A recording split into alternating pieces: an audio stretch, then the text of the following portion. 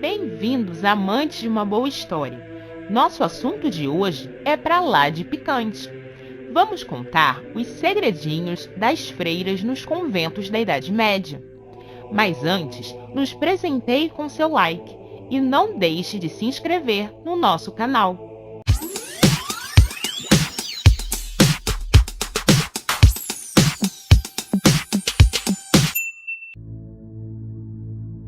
No século XIV, já no final da Idade Média, a mulher era vista como seguidora do pecado de Eva e, portanto, uma criatura pecadora dos prazeres carnais.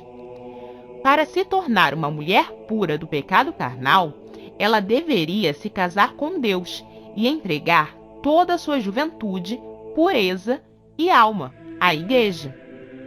Por isso, na Idade Média, uma freira era considerada uma casta superior às mulheres comuns. Ser freira era sinônimo de superioridade intelectual, espiritual e física.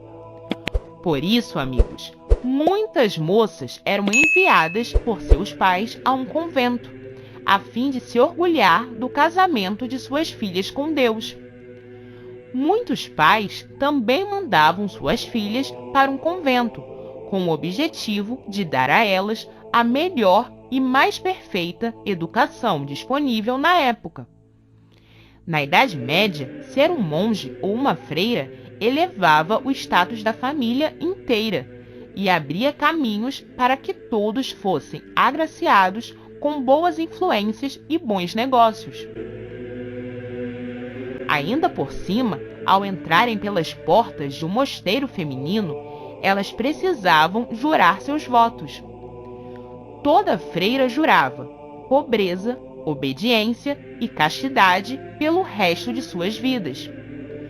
Logo que uma moça era deixada pela família em um mosteiro, os pais pagariam um dote para a igreja, e todas as joias que pertencessem à menina eram acrescentadas ao tesouro do convento.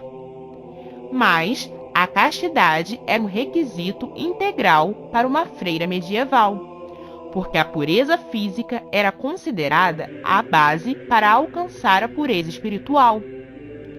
Para garantir que ninguém violasse tal regra, as moças do convento eram proibidas de terem contato com homens de todas as maneiras. Mesmo assim, isso não dava muito certo, não. Na verdade, ao longo da história, as freiras medievais ficaram conhecidas por desrespeitarem as regras de castidade e praticarem perversões carnais. O que acontecia é que grande parte das moças que entravam em um convento não tinham qualquer vocação para serem freiras. Elas não estavam interessadas em se manterem virgens o resto da vida, pois sua estada no convento era uma vontade de suas famílias e não delas próprias. Com isso, os mosteiros femininos eram habitados em grande parte por noviças interessadas em experimentar as atividades carnais, como qualquer outra jovem da mesma idade. As moças interessadas em mulheres podiam aproveitar as boas oportunidades ao seu redor. E foi isso que muitas freiras da época fizeram, lógico. Existem montes e montes de cartas entre freiras com juras de amor eterno. Por isso, há garantia histórica de que entre as paredes de um convento existia bastante relacionamentos homoafetivos entre mulheres. Aliás, esses relacionamentos entre as noviças e freiras eram muito comuns. Mas nem todas as freiras eram interessadas em outras freiras. Para as mocinhas, pode ter sido divertido dedicar-se a Deus aos 12 anos de idade, mas isso mudava muito aos 22, não é? Uma das imagens medievais favoritas desse tema é essa, a Nunc Phallus Tri, ou seja, a árvore de falos das freiras, uma arte famosíssima da Renascença. Ela é um dos registros mais evidentes de que havia desejo carnal, tanto quanto orações dentro de um convento. Essa figura e muitas outras da época são o que construiu a imagem de que as freiras eram mulheres fogosas e depravadas. Uma ideia que vende até hoje no mercado de filmes adultos. Várias histórias estão registradas em manuscritos da época. As moças fugiam do convento em trajes comuns em busca do pecado carnal. Quando isso acontecia, eram caçadas como criminosas. Certa vez, na Bavária, 3 freiras fugiram do convento para uma noitada carnal. Assim que sua ausência foi notada, a igreja soltou um comunicado de que quem as recebesse ou as escondesse seria excomungado do reino dos céus. As moças rapidamente foram descobertas e levadas de volta para o convento, onde passaram 3 anos de duras penitências. Outro caso descoberto recentemente foi descrito no rodapé de um manuscrito medieval do século XIV.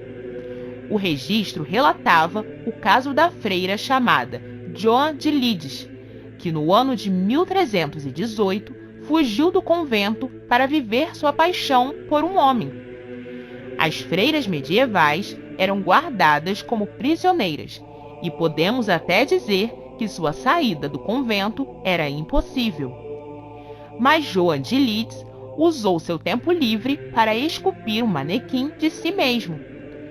Para escapar, ela fingiu uma doença mortal e contagiosa, deixando que o boneco fosse enterrado em seu lugar. Com isso, ela se livrou dos muros do convento. Quando o arcebispo de York descobriu a farsa, ele mandou caçá-la, exigindo que voltasse para cumprir uma árdua penitência. O manuscrito não registra se ela voltou, e tudo o que se sabe sobre sua vida vem de 3 cartas encontradas no cartulário do convento de São Clemente, em Luxemburgo. No registro descoberto depois de quase 700 anos, o arcebispo revela que Joan teria optado por seguir o caminho dos prazeres carnais. Histórias de relações entre freiras existem aos montes, e milhares de cartas dão brilho à coleção manuscrita dos museus da Europa. No final do século XIII, 2 freiras alemãs viveram um tórrido romance que durou pelo menos 7 anos, em um convento, também na Bavária. Quando descobertas, uma das moças foi transferida para outro convento, onde permaneceu pelo resto da vida, longe da amada. Suas cartas foram todas interceptadas por ordem do arcebispo da Bavária, e uma delas relata paixão e desejo carnal. Foi você que escolhi para o meu coração. Eu te amo acima de tudo. Só você é o meu amor e desejo. Quando me lembro dos beijos que você me deu e como usava palavras ternas para me acariciar sob a roupa. Bem, de qualquer forma, as freiras medievais não eram as únicas criaturas com intenções carnais.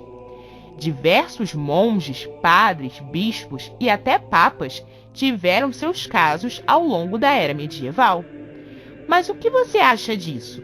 Será que essas situações ainda acontecem entre os muros dos conventos modernos?